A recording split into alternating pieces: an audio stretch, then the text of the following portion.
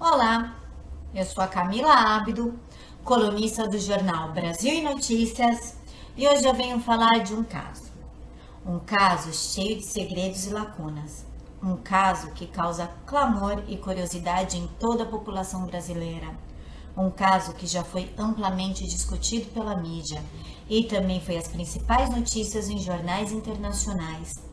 O que há por trás do crime do Pesseguini? O que será que realmente aconteceu naquela residência? Quais os segredos que esse crime calou? Qual o interesse da perícia em dar informações desencontradas e pouco compreensíveis? Por que mudar as suas versões a cada 3 ou 4 dias? Qual o interesse da Polícia Civil em aceitar como verdade absoluta declarações e depoimentos sem provas de crianças que são deslumbradas pelo caso?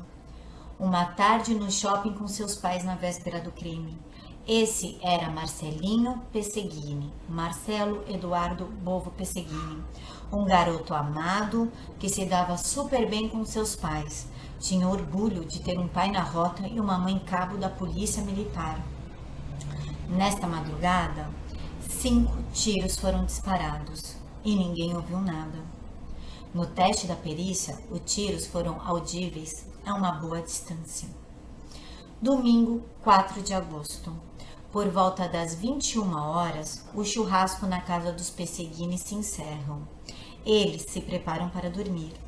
O sargento da rota, Marcelo Pesseguini, deita no colchão que está na sala. Marcelinho e sua mãe, Andréia, cabo da polícia militar, foram para o quarto do casal, onde dormiam habitualmente. Ao lado da cama, havia inalador e remédios de uso constante de Marcelinho. Marcelinho tinha uma saúde frágil, portador de fibrose cística e diabetes. Sua saúde requeria cuidados rotineiros e constantes. Numa casa anexa à casa principal dos Pesseguinis repousavam 2 idosas, a tia-avó e a avó de Marcelinho. Era uma família unida e feliz. Um casal que se respeitava e que tinha Marcelinho como sua joia rara. Uma vozinha atenciosa e carinhosa que jogava bola com seu neto na garagem e que o aguardava ansiosa na chegada da escola para que eles pudessem almoçar juntos. Um amor visto e admirado por toda a vizinhança. Um menino meigo, de saúde frágil, bom estudante, sociável, educado, cheio de vida, sorriso largo e um olhar inocente. Porém, por trás de tudo isso, havia uma única certeza. Uma hora ou outra, os pulmões de Marcelinho iriam falhar. Não se sabia o dia e nem a hora, porém a vontade de viver e crescer de Marcelinho era muito maior. Mesmo com as suas limitações, uma certa impossibilidade de viver a infância como ele mesmo gostaria. Ele ainda se mantinha aquele meninão, aquele de 8 anos, cheio de sonhos, que jogava futebol com a avó na garagem, que gostava de jogar videogame, que gostava de jogar RPG. Uma criança normal, como eu fui, você foi, como todos fomos. Na madrugada do dia 4 para o dia 5, uma tragédia muda toda a história dessa família.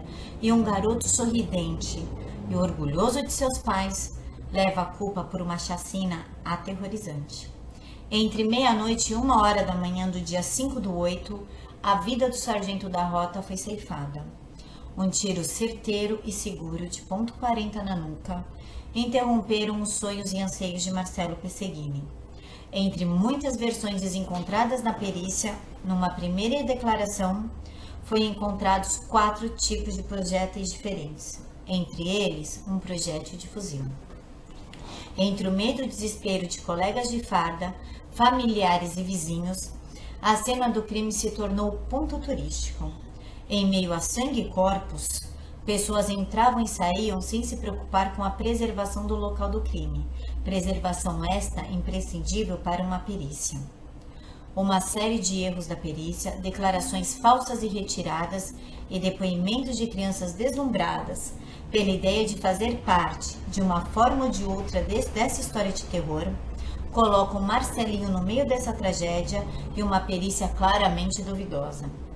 Depoimentos dados de acordo com a necessidade da perícia, pessoas que antes atestavam integridade moral do Marcelinho passaram a acusar de forma irresponsável e cruel. Por quê? O que há por trás de tudo isso? O que há por trás desse roteiro horripilante? Quem são os protagonistas verdadeiros desse filme de terror? Marcelinho não tinha problemas comportamentais. Nunca foi relatado qualquer problema de ordem psicológica ou comportamental. Era alegre, amigo e sociável. Não apresentava nenhum traço de esquizofrenia, bipolaridade, neurose, psicose, borderline e ou psicopatia. Amava e cuidava dos animais. Embora a última declaração do psiquiatra Guido Palomba foi que Marcelinho tinha disquitimia cerebral, isso só se detecta através de uma eletroencefalografia e a pessoa precisa estar viva. Não soube de nenhum exame desta natureza tenha sido feito em Marcelinho. Se Marcelinho tinha disquitimia cerebral, com certeza seria ministrados remédio para evitar ataques epiléticos, que é uma característica marcante de quem tem essa disquitimia. Se ele fosse mesmo portador, será que a médica que já lhe acompanhava desde os primeiros meses de vida não teria percebido? Com certeza saberia de tal fato e já teria reportado à autoridade policial quando foi dado seu primeiro interrogatório. Na primeira perícia, a perícia já teria encontrado os remédios típicos usados nessa doença. Uma das paixões de Marcelinho era jogar Assassin's Creed e RPG. Daí saiu a história que ele fazia parte de um grupo de extermínio infanto-juvenil.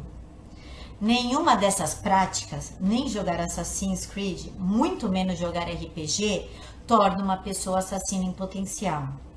Se isso fosse verdade, imagine quantas pessoas que jogam Battlefield não estariam tentando abater aviões e helicópteros. Não há nenhum caso registrado sob tal tentativa. E a pergunta que mais intriga: como que a polícia e a perícia concluíram que o responsável pela chacina foi Marcelo Eduardo Bovo Pesseguini, vulgo Marcelinho, sem ao menos começarem a perícia propriamente dita? E por que a perícia demorou tanto para chegar ao local do crime? As primeiras versões do crime foram dadas 4 versões. A primeira versão é: Marcelinho aproveitou que os pais beberam em torno de 2 copos de cerveja durante o churrasco de domingo e à tarde colocou em suas bebidas o famoso Boa Noite Cinderela ou a droga do estupro, dopando-os.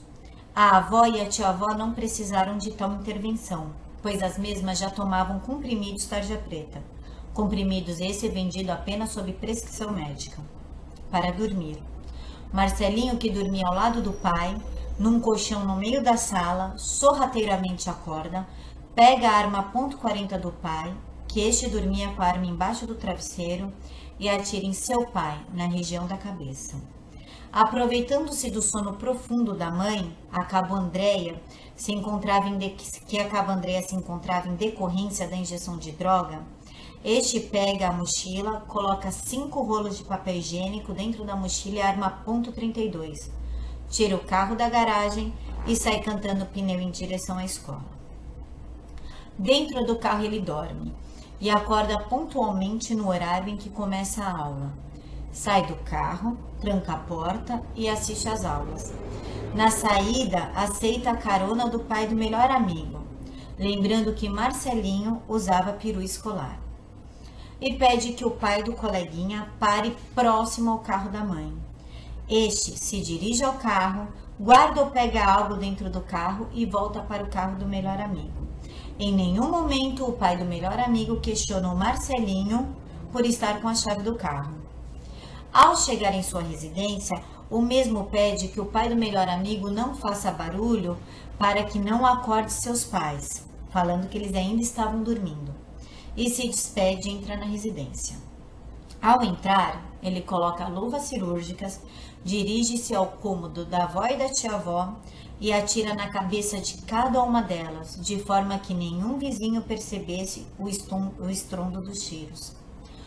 volta para a residência com a arma em punho, subjuga a mãe que obedece aos caprichos do filho, se ajoelhando e passa a implorar pela própria vida.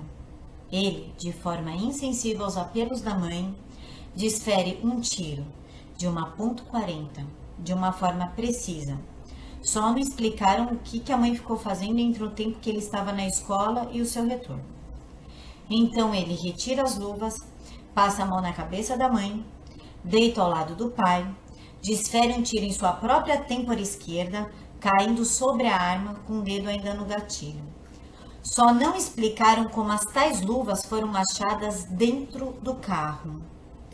Teria Marcelinho um espasmo de vida, andando até o carro, que foi estacionado próximo à escola, guardado as luvas, voltado a pé para casa e finalmente morrido? Ele mata o pai, mas não mata a aula? Ah, esqueci. Ele foi se gabar para os coleguinhas que matou o pai. Afinal, ele era o chefe do grupo de extermínio de um grupo infanto-juvenil. Já que ele tinha em punhos uma .40, por que deixá-la em casa e levar a .32? Será que combinava melhor com o designer da mochila? Uma dúvida. Percival de Souza, no programa Fala Que Eu Discuto, do dia 10/8, declara que Marcelinho, em decorrência dos medicamentos, sofria da síndrome do intestino irritável, onde este tinha constantes diarreias, explicando o porquê do rolo dos papéis higiênicos. Se esta teoria é válida, como que Marcelinho fez as suas necessidades fisiológicas dentro do carro?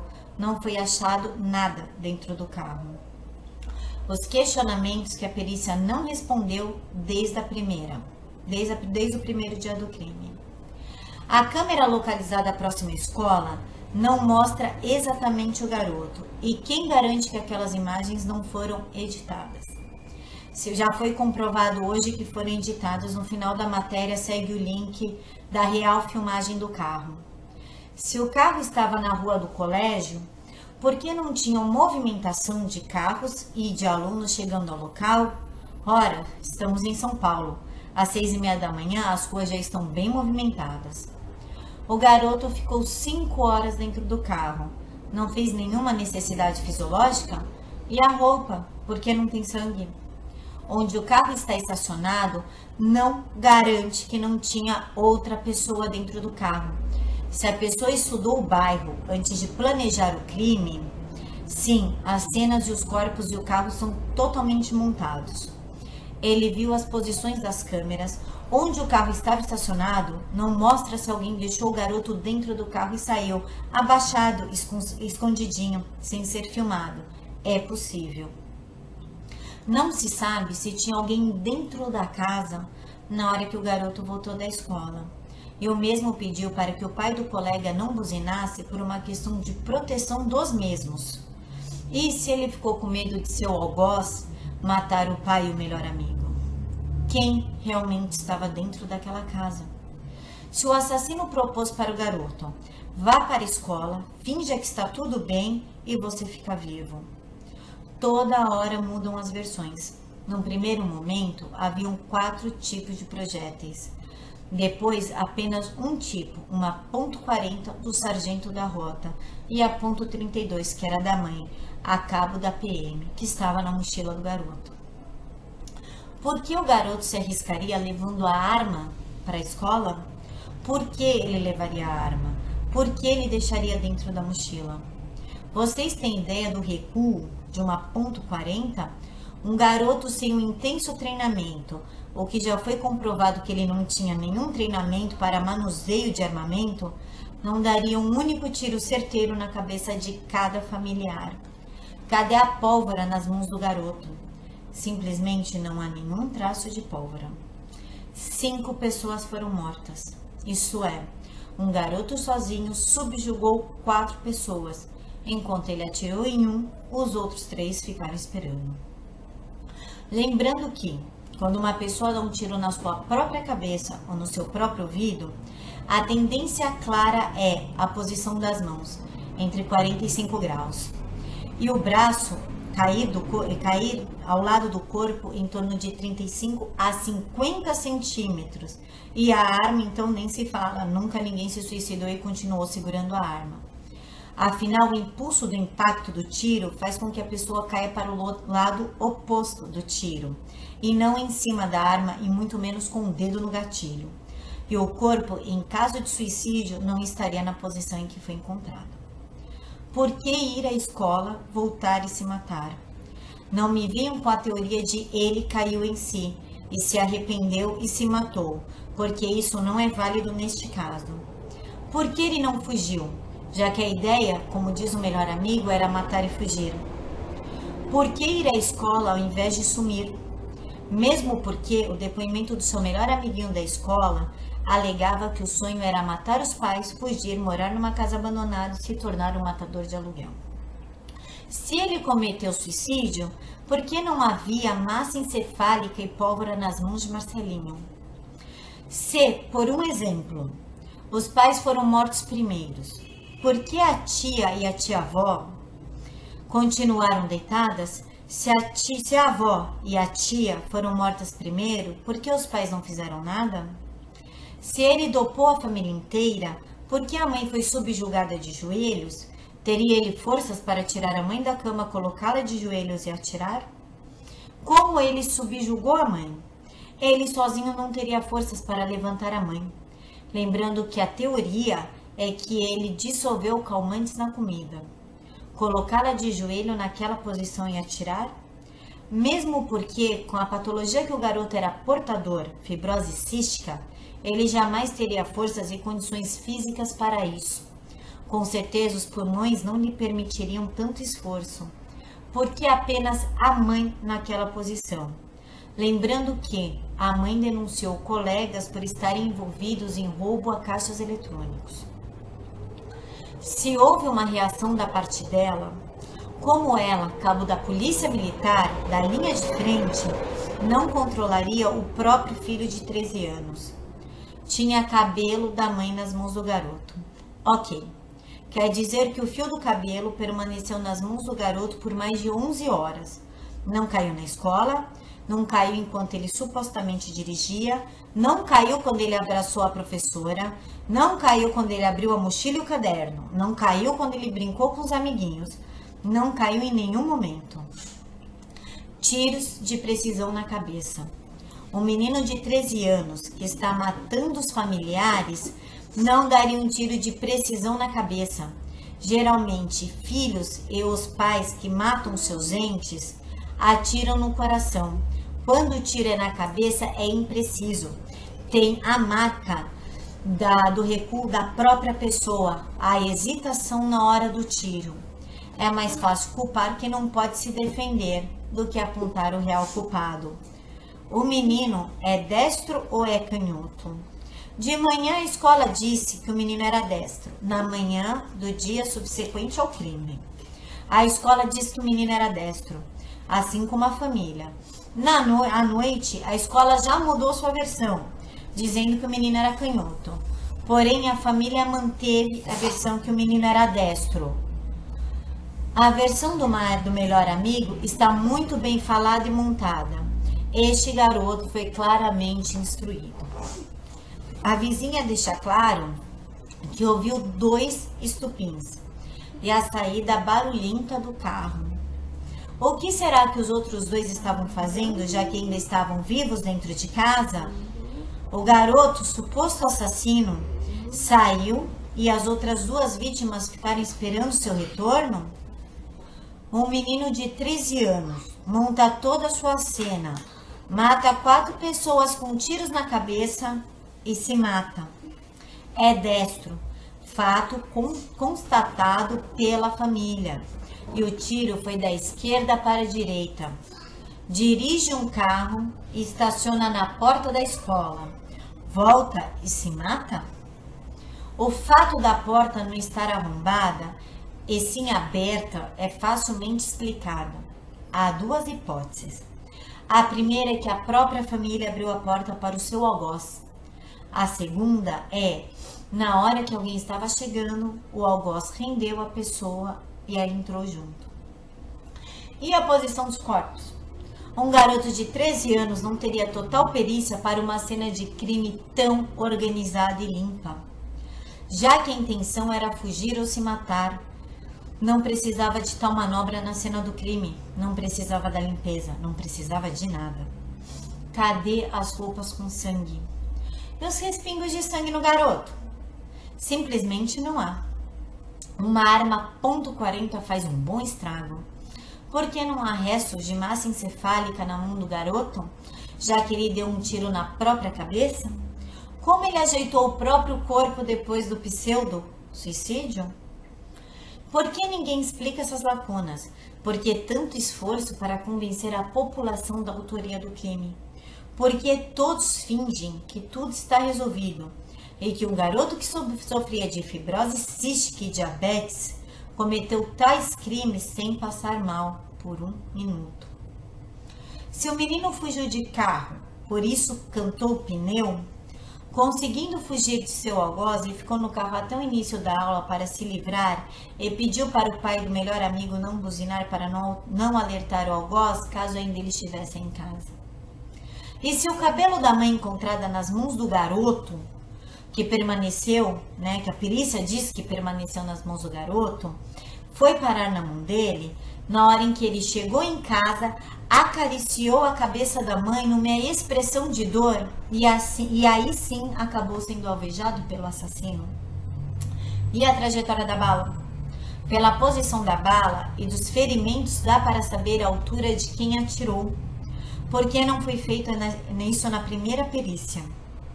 Por que a polícia está se esforçando tanto para resolver um caso e passando por cima de evidências?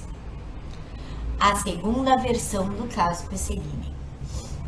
Descobre-se, por meio da necrópsia, que o pai foi o primeiro a morrer. Ele morreu 8 horas antes da mãe. Ao decorrer da perícia, ainda mantendo a versão da injeção de drogas involuntárias por meio de manipulação do Marcelinho, nota-se um número meio riscado no portão principal, 157, que significa abuso contra superior. Levanta-se a questão de que Andréia denunciou 18 colegas de farda por participação a roubos de caixas eletrônicos. Teoria esta sustentada por declarações dadas ao jornalista Agostinho Teixeira, da Rádio Bandeirantes, e rapidamente retirada pelo comandante Dimas, que acreditava que a policial fora exterminada, com toda a sua família, por ter denunciado colegas de corporação envolvidos em assalto a caixas eletrônicos. Ao comandante, antes de solicitar a entrevista, fora perguntado se ele confirmava essas informações dos policiais e, depois de confirmado, se ele aceitaria conversar no programa sobre o caso e sobre essa linha de investigação. O jornalista se coloca à disposição para conversar com o coronel Dimas e lhe perguntar, diante da versão apresentada à corregedoria, com quem então ele achava que estava falando, para ter relatado o possível motivo deste crime bárbaro, pois, no seu entender, ele não falava com o jornalista. Lembrando que a única que foi subjugada foi a Andréia, que era considerada uma policial linha dura, onde a subjugação implica em humilhação, o que nos dá a entender que a intenção era que a mesma suplicasse pela vida e morresse sabendo quem foi o seu algoz. Neste momento, passa-se a questionar onde se encontra o celular do Marcelinho, que na qual não foi achado, ou pelo menos não foi divulgado, até hoje. O tio do garoto, neste momento da investigação, traz à luz que recebeu 2 ligações consecutivas na cena do crime, na presença de um policial. Essas 2 pessoas questionam por que Marcelinho não foi à escola. Uma vizinha deixa claro que viu um policial pulando o muro da residência 6 horas antes da notificação oficial do crime. Deixa-se claro que tinha um palio preto rondando o local durante meses. Haviam pessoas na frente da casa dos Pesseguines passando informações sobre cor do portão, horário de entrada e saída, quem realmente morava lá. A própria câmera do comandante Hamilton, sabe, o comandante do Cidade Alerta, do Marcelo Rezende, a própria câmera dele foca um palio preto no local do crime, no dia em questão. O link está na matéria completa escrita no jornal. Falou-se que a vizinha ouviu 2 disparos e o barulho do carro saindo. Ora, gente, 2 disparos não matam 4 pessoas, vamos combinar. O pai morreu 8 horas antes da mãe. A mãe estava em posição subjugada, uma posição conhecida como caráter de execução. As roupas divergem das câmeras e do momento em que ele é encontrado morto. Se o menino tinha intenção de suicídio, por que trocar de roupa? Será que Marcelinho não queria sujar o uniforme? Por que a diretora, que tanto defendia Marcelinho, muda sua declaração de forma cruel e irresponsável, dizendo que o menino apresentava alterações comportamentais desde abril? Por que ela não chamou os pais para questionar tua mudança? Ela não se preocupou? Que tipo de diretora é essa que nota um comportamento estranho num garoto de 13 anos e não comunica a ninguém da família? A terceira versão do caso. A grande novidade do caso nesta versão é que a perícia e a polícia afirmam que Marcelinho montou um grupo de matadores. Grupo de extermínio. Um grupo de extermínio infanto-juvenil. O primeiro na história do mundo. Imaginem crianças de classe média de 13 anos matando. É muito lógico isso. Não podia ser pior, né? Porém, o tal grupo de extermínio, em que Marcelinho era o mestre, né? Era o chefe do grupo de extermínio, era um grupo de RPG.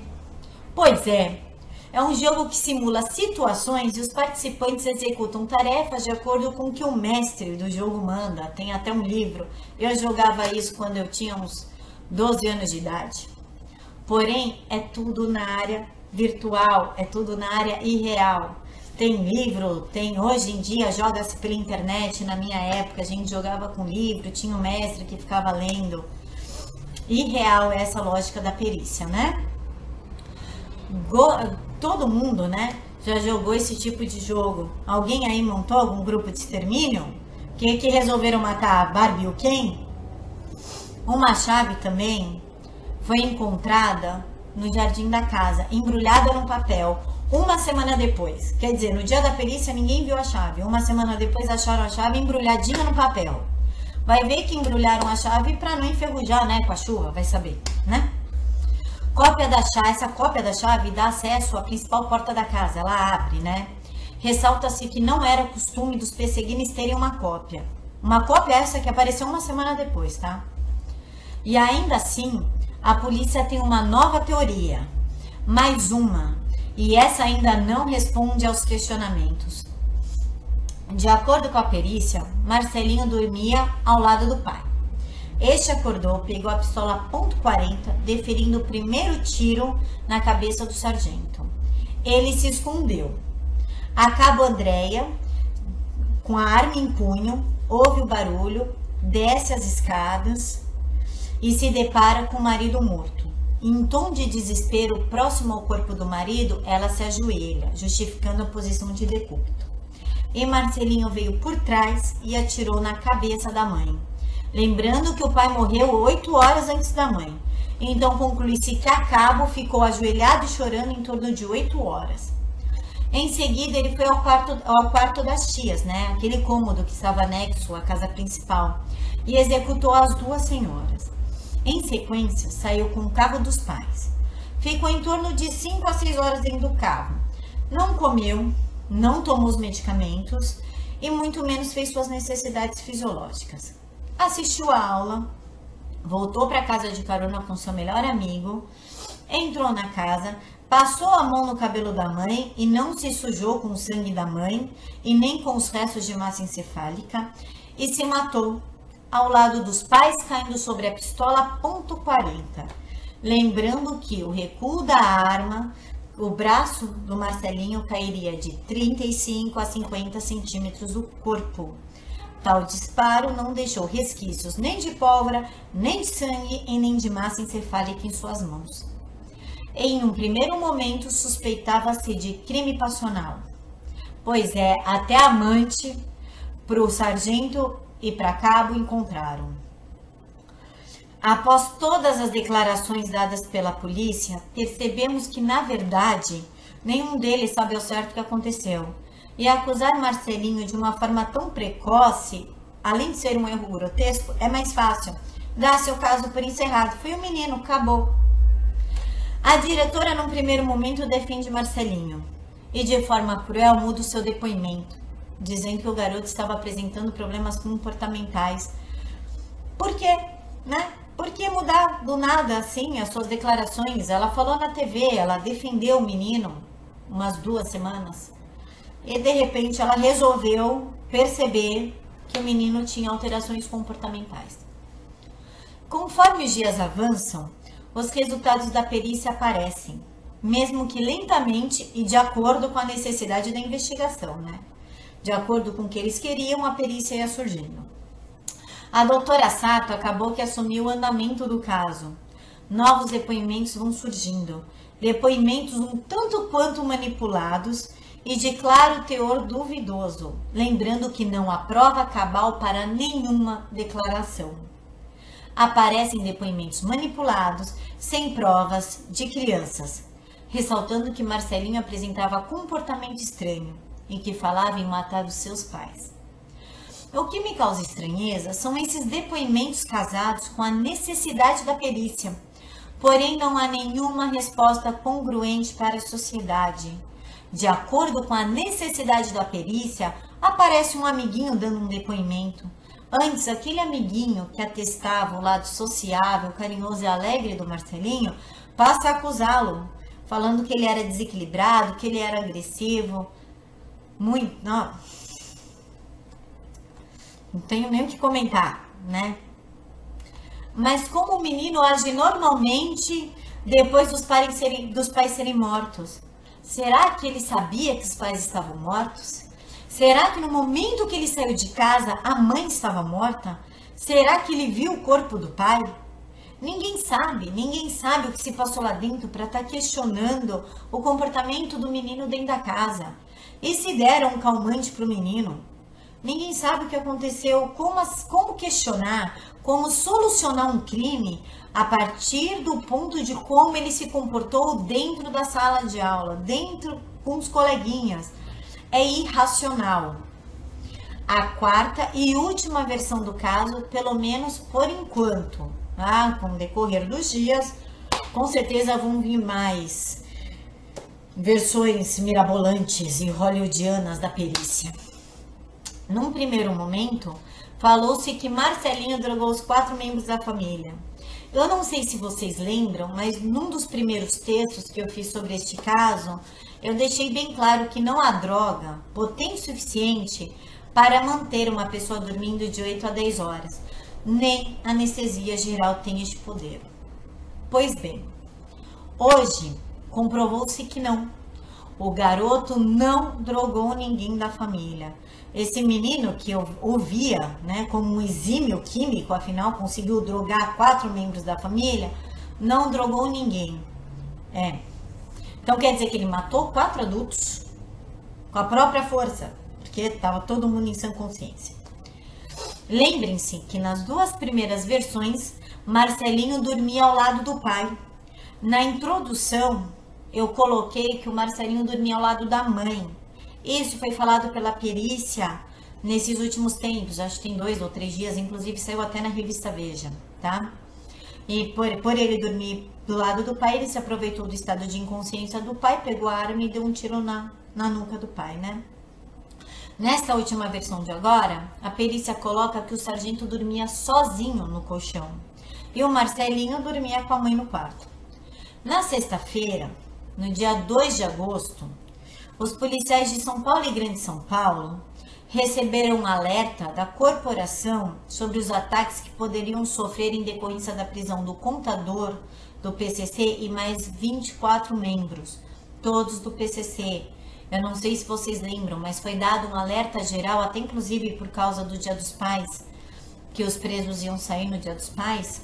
Então eles pediram para os policiais militares não andarem fardados e prestarem muita atenção no que estava acontecendo ao seu redor para evitar possíveis ataques.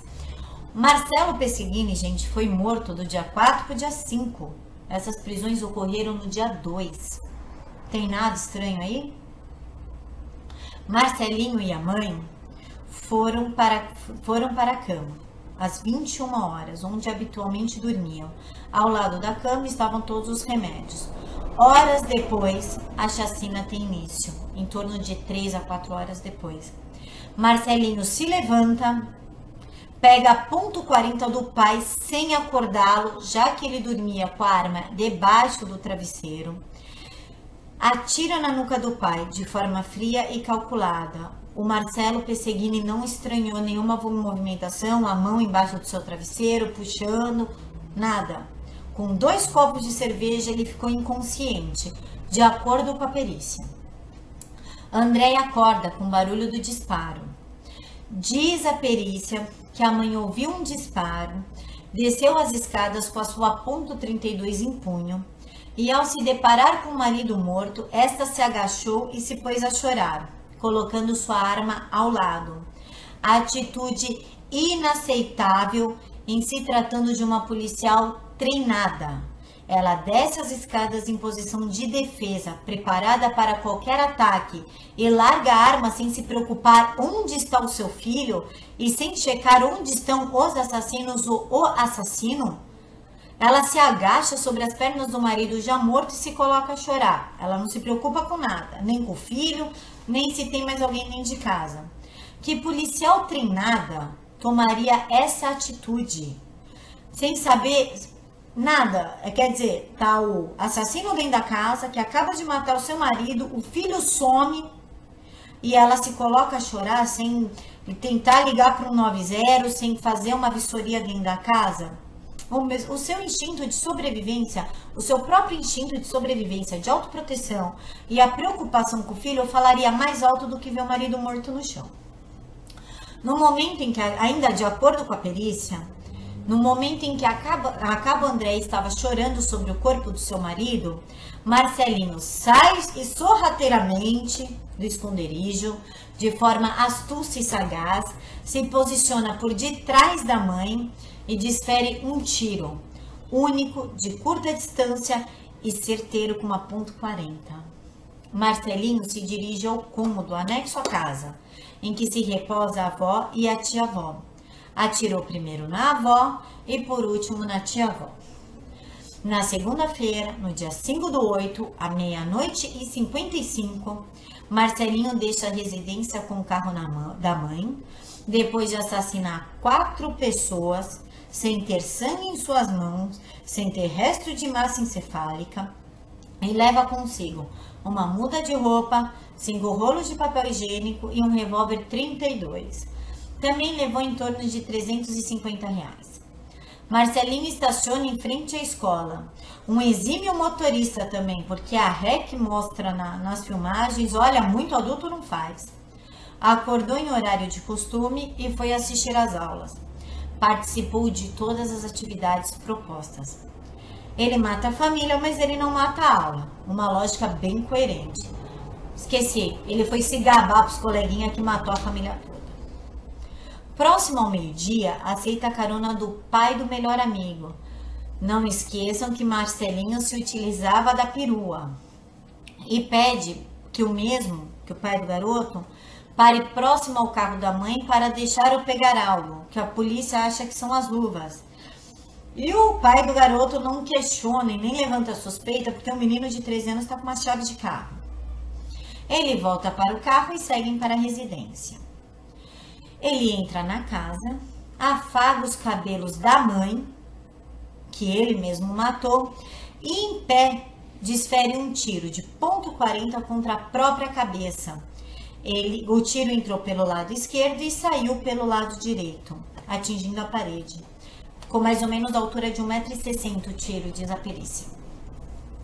Mas não esqueçam que a perícia também fez teste dentro da casa, bem antes de sair essa conclusão, tá?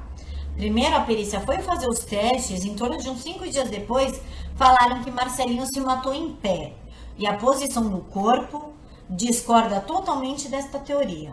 Não tem nada a ver o modo como Marcelinho caiu com ele ter se matado em pé. Gente, peraí. Então ele se matou com o braço direito no rosto. Vocês imaginam isso? Eu vou fazer a cena. Ele se matou assim. Porque ele caiu assim. O braço direito é a posição de defesa do Marcelinho contra aquele que está apontando a arma para sua cabeça. Podem reparar nas imagens, o Marcelinho tá assim, tá com o bracinho assim. Ele tentou se defender. Ele não ia dar um tiro na cabeça, cair em cima do braço assim, ou se dar um tiro se defendendo do próprio tiro. É ilógico isso. Ao meu ver, essa tese da perícia é no mínimo estapafúrdia e fantasiosa. Querem enganar a quem? Porém, é um bom roteiro para um filme de características hollywoodianas. Com base no filme, precisamos falar sobre o Kevin. Indico esse filme a vocês. Vocês vão ver que tem muita relação entre esse filme e o que a perícia anda falando do caso Marcelinho. Durante toda a investigação do caso, crianças deram declarações um tanto questionáveis. Primeiro, não por terem provas cabais de tais declarações. Segundo, porque as declarações parecem de acordo com a necessidade da perícia. A perícia desenvolve uma teoria e no dia seguinte aparecem crianças dando depoimentos que corroboram a teoria da perícia e a necessidade da polícia. Por que a perícia não explica o fato de Marcelinho não passar mal durante a chacina? A fibrose cística debilita os pulmões, prejudicando consideravelmente a respiração. Pela lógica, no momento dos assassinatos, a taxa da adrenalina estaria alta demais, né? Como diz a gíria, estaria a milhão, elevando a intensidade da respiração e assim provocando um colapso nele. Por que a perícia não explica isso? Como é que explica, num primeiro momento, as crianças falarem tão bem do Marcelinho e num segundo momento tão mal? O que eles querem com isso? E, gente, pelo amor de Deus, que tipo de crianças são essas que passam meses ouvindo que um garoto de 13 anos vai matar os pais, vai matar a avó, vai matar a tia-avó, que vai se matar, que vai fugir, que vai virar matador de aluguel, e nenhuma tem os dons de comentar com os pais. Não, nenhuma. Nenhuma tem a ideia de, será que é verdade, já que ele está com um comportamento meio estranho? Melhor eu comentar com meu pai, para o meu pai avisar eles, né? Para os próprios pais se precaverem. Ou para a diretora. Uma boa sacada, diretora. A diretora chama os pais e conversa da postura do aluno, né? Pois bem, as perguntas que a perícia não responde, e eu nem sei se vão responder um dia, tá? Por que não houve perícia dentro do carro utilizado em questão, tal como identificação digital, já que só haveriam 3, Marcelinho, o sargento e a mãe, tá? De acordo com os depoimentos, só eles usavam esse carro, não tinha mais ninguém. Não tem resquício de pólvora no volante, pelo menos até agora. Não acharam sangue e nem massa encefálica. Não recolheram a digital e não acharam nada da pólvora, do sangue e do cérebro dentro do carro. Estranho para quem matou 4 pessoas. Por que o tio do Marcelinho? Isso é uma coisa que me chama muita atenção. Por que o tio do Marcelinho apresenta provas importantíssimas, tal como a ligação, questionando por que o menino não foi para a escola, ou acha a chave no jardim, de acordo com sua própria necessidade? Quer dizer, avisar a polícia, olha, como é que estão falando que o meu sobrinho foi para a escola, se a escola ligou na frente do policial perguntando por que ele não foi? Não, ele não falou nada disso, ele esperou sair no Datena. Foi durante uma entrevista com o Datena que ele trouxe o fato à tona. Como a chave foi parar no jardim e a perícia não viu, foi achada uma cópia da chave da porta principal na residência. Aquela que eu falei uns minutos atrás, embrulhadinha num papel. Eu acho que para não enferrujar quando chovesse, eu não sei a lógica de embrulhar a chave no papel, mas estava lá. Por que todos mudam seus depoimentos, inclusive familiares, de acordo com a necessidade da polícia e da perícia? Por que a necessidade de achar um culpado em menos de 24 horas? Vocês lembram do caso Nardoni? E do caso Cepolina? O coronel Biratã morreu, só tinha Cepolina, ninguém mais, e ela não conseguiram condená-la, porque não tem provas cabais. No caso Nardoni, eles levaram dias, fizeram N perícias até acusar o casal, né? E só tinha o casal. Tinha a Isabela, os 2 menininhos, o Alexandre Nardoni e a Ana Carolina Jatobá. Por que a perícia demorou tanto tempo para concluir que era eles? Em menos de 24 horas concluiu que é o Marcelinho, sendo que não tinha mais ninguém dentro da casa. Lembrando que toda cena de crime tem que ser preservada até a chegada da perícia, porque havia aquele entra e sai de pessoas. Teve gente que entrou para tomar água, vizinho que entrou para tomar água, com os mortos, com sangue, entrou. Cadê os resultados do luminol? Por que ninguém divulga o resultado do luminol ou Starlook, não sei qual dos dois que foram usados, que é uma substância para achar manchas de sangue? Cadê os 4 tipos de cartuchos deflagrados achados num primeiro momento? Primeiro disseram que havia 4 cartuchos deflagrados. Horas depois, apenas o da .40. Estranho se confundirem desta forma, né?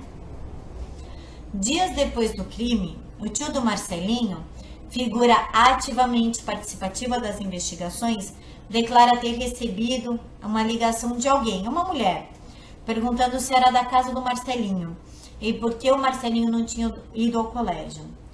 Logo após, recebeu uma segunda ligação, uma mulher também, mais outra, perguntando se era da residência de Andréia e questionando a falta do Marcelinho na escola. Por que ligaram? Quem ligou? Por que ele não comunicou o fato no dia do crime? E por que ainda não fizeram uma perícia para saber se realmente houve essa ligação? Por que o crime foi oficialmente denunciado 6 horas após a descoberta dos corpos? Será que Marcelinho realmente mudou as imagens do Facebook para o do Assassin's Creed? Ou mudaram a imagem? Gente, essa imagem, né, do assassino em questão, tantos adolescentes e jovens adultos usam. Eu mesmo tenho no meu Facebook muitas pessoas que colocaram o Assassin's Creed como foto de capa. Isso não quer dizer nada. Não quer dizer que a pessoa está falando que vai matar alguém. Quer dizer apenas que ela gosta muito do jogo. E é uma imagem muito bonita, por sinal, né? Por que dar print screen nas imagens alteradas um mês antes do crime em questão? Por que usar luvas, já que a intenção era ou matar ou fugir? Uma vizinha deixa claro que viu um policial pulando um muro 6 horas antes da notificação oficial da PM. Deixa-se claro também que tinha um palio preto rondando o local durante meses. Haviam pessoas na frente da casa dos perseguidos passando informação sobre cor, carro, horários. Como eu disse anteriormente, a própria câmera do Hamilton pega esse palio preto. É só dar uma olhadinha no link no final da matéria ou na matéria escrita na íntegra no jornal www.brasilinoticias.com.br. Lá está toda a matéria na íntegra com todos os links para sanar todas as dúvidas. Falou-se que a vizinha ouviu 2 disparos e o barulho do carro saindo. Porém, 2 disparos não matam 4 pessoas. O pai, Sargento Pesseguini, morreu 8 horas antes da mãe.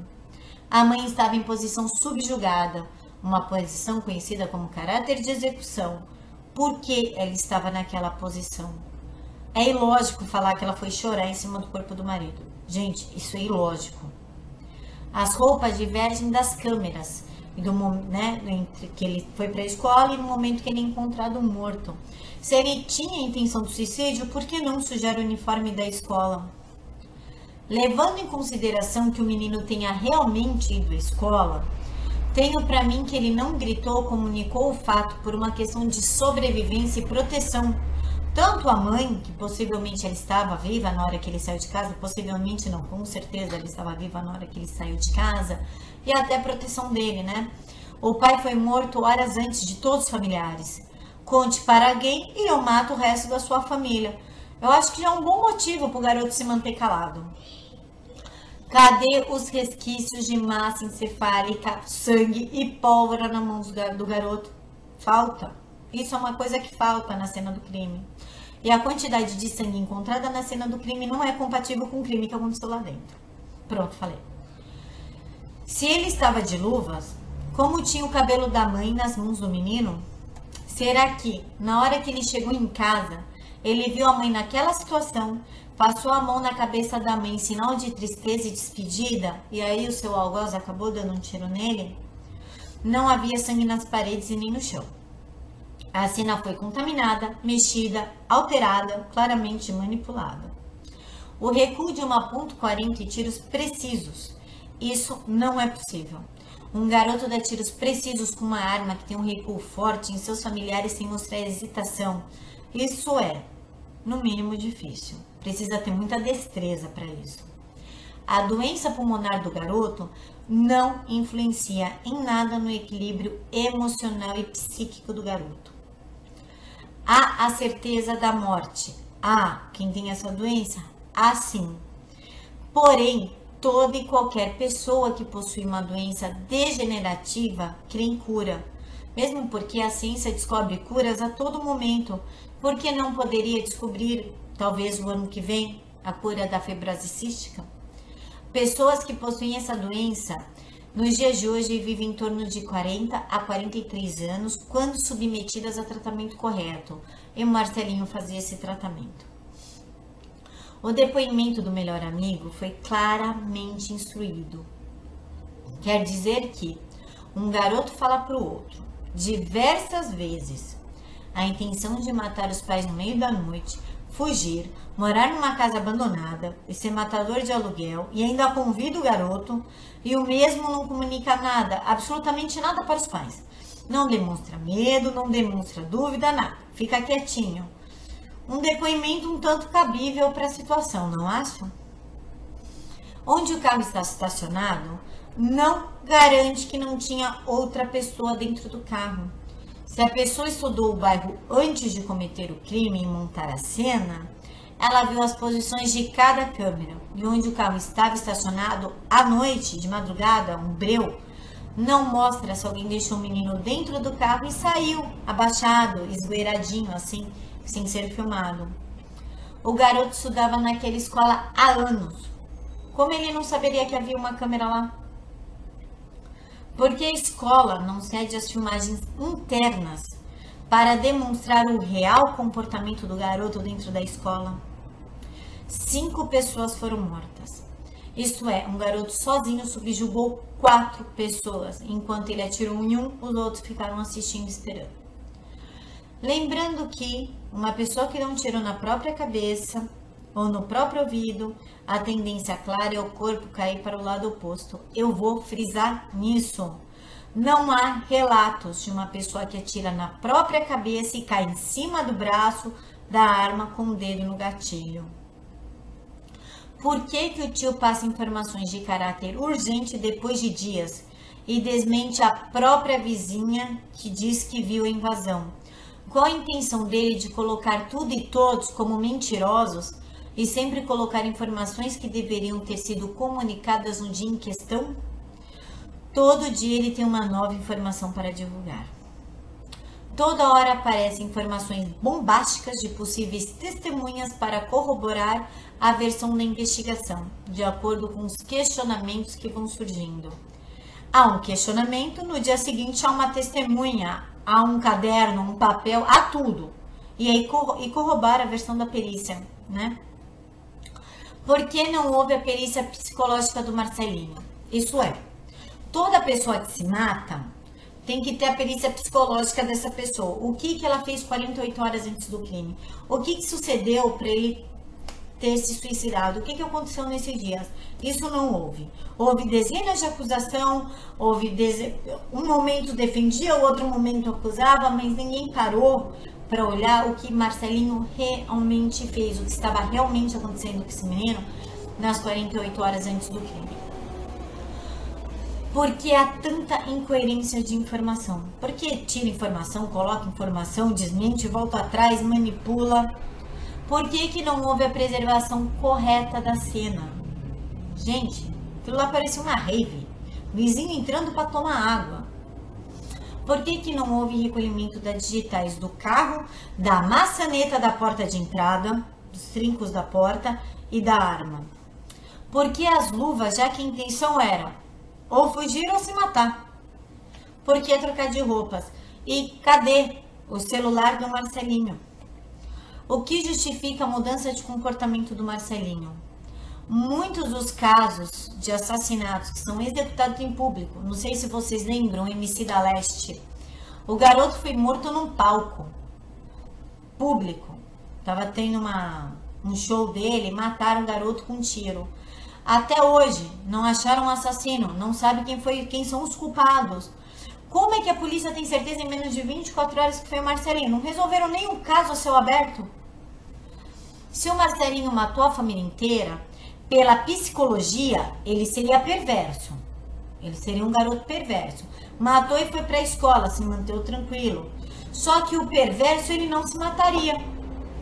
Pois o perverso, ele não se arrepende. Ele não sente empatia pelas suas próprias vítimas. Ele não sente medo. Ele é perverso. Marcelinho morreu chorando. Se a intenção era se matar, por que ele estava com aquela expressão de choro na foto da perícia? Porque a perícia acredita tanto nas versões dadas pelos colegas de Marcelinho, já que esses mudam versões e criam versões a todo momento. São coisas extremamente fantasiosas. Porque ele deixou o cachorro vivo. É de se pensar. E cadê o cachorro, por falar nisso, né? Se Marcelinho cometeu suicídio, por que ele recai sobre o braço direito, que o bracinho direito dele é a clara posição de defesa, como eu já disse há uns minutos atrás. E por que ele estava com a expressão de choro? Posição de defesa, deitado da forma como ele estava deitado e chorando. Isso tem cara de suicídio? Porque só é divulgada as declarações das crianças e não divulgaram a da médica e do motorista da perua. Perceberam isso? O depoimento da médica não foi comentado e nem do motorista da perua, só o das crianças. Que será? Será que é porque as declarações da médica e do motorista contradiz o que as crianças estão dizendo? Contradiz o que a professora está dizendo? Afinal, a médica conhece o Marcelinho praticamente desde o dia que ele nasceu. Este caso e a conclusão dele, de que foi o Marcelinho, me traz à lembrança 2 filmes. Um chamado Precisamos Conversar sobre Kevin, esse que eu indiquei para vocês há pouco tempo. O garoto mata primeiro o pai, depois os colegas de escola e por último a mãe, com a flecha.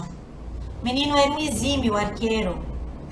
E me lembra que numa declaração de alguma criança, que o Marcelinho ameaçou matar a avó com uma flecha. Notaram a coincidência? Pois é.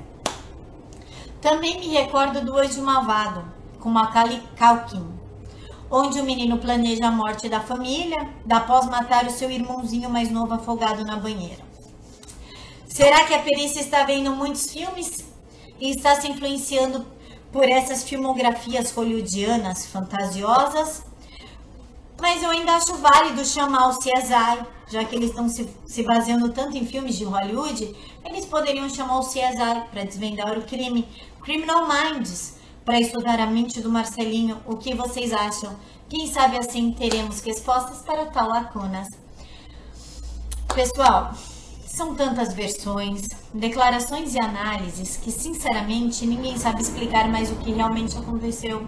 Cena do crime bagunçada, declarações falsas, declarações que são voltadas atrás, desculpa, declarações que dão e retiram, declarações, não tem o que dizer. Esse caso virou uma bola de neve, ninguém sabe ao certo o que é mentira, o que é verdade, o que realmente foi colocado, o que não foi.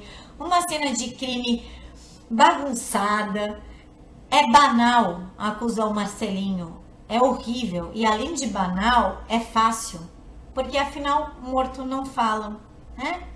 Mas encobrir quem? Quem são os verdadeiros culpados? Será que um dia vamos saber ou Marcelinho vai levar essa culpa? O que será que vai acontecer? Bom, pessoal, é isso. Confiram a matéria completa e digitada com todos os links, com o link do vídeo do Marcelinho estacionando o carro, sem cortes. Tem o link que o Percival afirma sobre o problema de intestino do menino. A notícia completa digitada está no www.brasilinoticias.com.br.